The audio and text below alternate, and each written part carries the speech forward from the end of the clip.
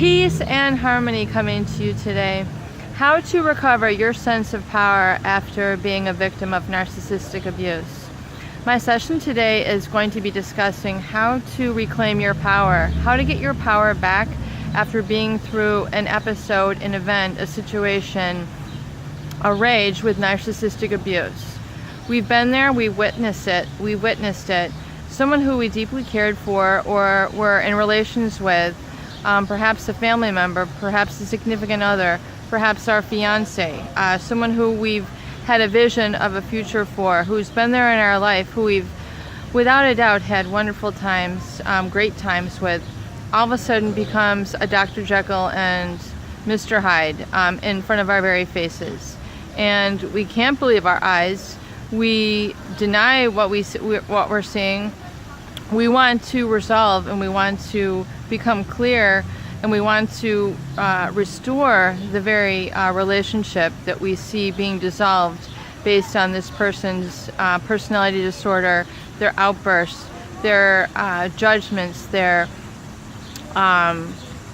unfair accusations, things that we get caught up in. We spend countless hours, days, months, texts, energy trying to resolve this with them, trying to have a discussion. One key factor about the narcissist is that you find that, in trying to discuss things with them, they don't feel that they have done anything wrong. And being a victim, you completely lack the sense of having any sort of internal validation for your viewpoints, your feelings, your desires, your needs. All these things that you require in your life get glossed over. They get looked over, they get ignored, they get annihilated, they get brushed off, they get swept under the carpet, they get ignored, and you constantly feel like you're in a sense of martyrdom or sacrifice for this person. You feel like you're living oppressed, repressed. You silence yourself, your own voice, your own identity, the things that make you tick, that make you happy. You take as a backseat. You take as a second-rate, a third-rate citizen to try to maintain the relationship with them. Perhaps we're now in a state of dependence where we're depending on them financially. We're depending on them for food. We're depending on them for our social outlet. This does not have to be the case. You do not depend or rely on this narcissist. It is a tough pill to swallow. It's a hard truth to face. But your courage, your healing, and retaining and regaining your power will come in once you make this very fundamental, very basic, and long procrastinated, long overdue realization that you unequivocally are a wonderful person. You are magnificent. You have power in your love, in your joy, in your smile, in your caring, your touch, your communication. All these abilities and talents that you have repressed, that you have denied, that you have been sweeping under the carpet for yourself because the narcissist had required this of you in the relationship. This has to stop, and it has to stop now. You absolutely unequivocally have to begin to regain your own sense of power, control, and emotional stability and emotional control. You can and will do this once I show you how. As we look back into the relationship of the narcissist, they had essentially overpowered us.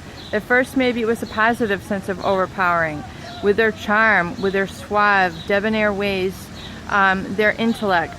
We felt that a prayer had been answered. They were filling a huge void in our life. Yes, we have the need and the desire to be with other people, and this person just happened to see us at this point in our life when we were in that state of need, and they swept in and filled that role for us. Maybe it's been a week, maybe it's been a couple of days, maybe it's been 2 years, and now you're discovering it's 2 years too long, it's 1 week too long, it's 1 second too long. You've got to stop it now and regain your power. Remember, that's the number one thing the narcissist does not want to see you express in your life. They, for some reason, have, I'm just going to call it a a sick perversion to causing the suffering, observing the suffering, and the control and power that they have over other people. It gives them, you and I can't always relate to it or resonate with it because we are not coming from that standpoint. But they have a very unhealthy, disordered, sick sort of personality that delights in controlling others, and in turn taking it even a step further and delighting in seeing other people suffering. If you're suffering right now, you are letting the narcissist win. You are giving up your power. You are allowing too much of their energy, their impact, their behaviors, their voice, their values, their life, their goals impact you. What about your goals? What about your values? What about makes you happy? What about you and what brings you peace, satisfaction, and increased energy and joy? What about you? Why have you been denying this to yourself? Why haven't you been releasing this person, letting them go, and moving on with your life? Because of fear? Okay. Because fear that you can't make it? Fear that you don't have the guts? Fear that you don't have what it takes? Because you depend on them financially? There's no one person in this world who you depend on financially, even if it's a family member. There are a myriad other options you have that you need to open up your eyes to, your heart to receiving, your talents, your gifts that you can bring to the world, and again, keep yourself in a positive frame outside of this abuse.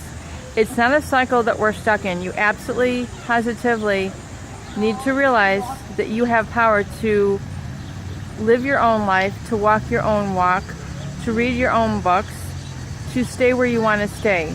You do not need to live in an environment where you're constantly being tortured, manipulated, brainwashed, telling essentially that you don't matter.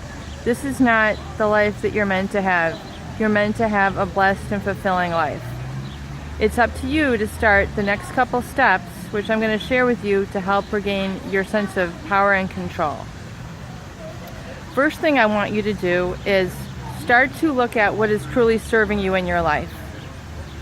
Truly serving you without sacrifice. This is a big change. It's a big overhaul in terms of what we're going to be feeling in our emotional body. We're used to having to struggle. We're used to having to go through suffering to attain where we are in our life. Yet it's not truly serving us. We have to realize that this is a key to us, that it's time to move on, and it's time to recognize and accept that certain things in our life are not serving us. Whether it's the activities, the time, the people, these need to be discarded. So I want you to, number one, identify what is not serving you and root it out of your life. Maybe it's a set of pictures, maybe it's a set of papers, maybe it's articles of clothing. Whatever it is, it's not serving you. The place that you're living, the job that you're in, the lifestyle that you have begun or that you're in the midst of. It's no longer serving you. It's absolutely unequivocally time to change. So the first step is identifying what is no longer serving you. Step number 2 I have for you is look at what is serving you. What is on equal footing with you? No matter where it is in your life, where are you at? What is serving you? What truly gives you joy? You need to get out a journal, and this is step number 3. You need to get a journal. You need to go to the dollar store. You need to go to the Target or the Walmart. Get yourself a notebook that you like, cute cover, plain cover, whatever it is, and get yourself a nice pen. Specifically, get a brand new pen specifically for journal writing. And I want you to open up that book and get out a piece of paper and start writing a list. 10, 20, 30, 50 things that make you happy. That make you happy. And step number 4 is look at your limiting beliefs. And the second exercise I want to share with you is flipping a plain page, use a little separator divider, in the next part of your journal, I want you to write down a list of all the limiting beliefs that you have that are keeping you from what you want. I don't have the money. I don't live in the right place. I don't have a good job. I'm not tall enough. I'm not skinny enough. I don't have this. I don't have that. Those are all limiting beliefs, and those are not reality. Those are just what we call limiting beliefs, and those are creating a barrier and stopping you from experiencing and enjoying the very behaviors that are going to bring you that growth, that spiritual growth, and that happiness in life. So in that next step, look at all those limiting beliefs, okay? And realize that those are nothing but limiting beliefs. Then the next part in your journal, flip a clean page, make a clean divider, and I want you to write contradictory statements for yourself that are contradictory to those. In other words, wow, all these crazy. Go ahead and if you look at some of your limiting beliefs, in other words, I don't have the money. Well, then I want you to begin the next page, and I want you to say, if money weren't an issue, I would, ... And I want you to fill in the page. I want you to fill in 2 pages, 3 pages. I want you to keep going. Because once you start to look at these things, these are what are truly are what you are about and what makes you tick and what's going to give you power and energy and joy in your life. So those are just a couple of the steps that I want you to begin.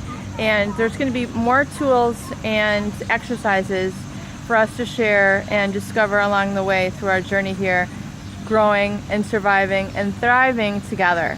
So please subscribe for more tools, more conversations, and we can be a resource and have a forum here to help you move on and become your greatest version and enjoy the joy and happiness that you so deserve in your life.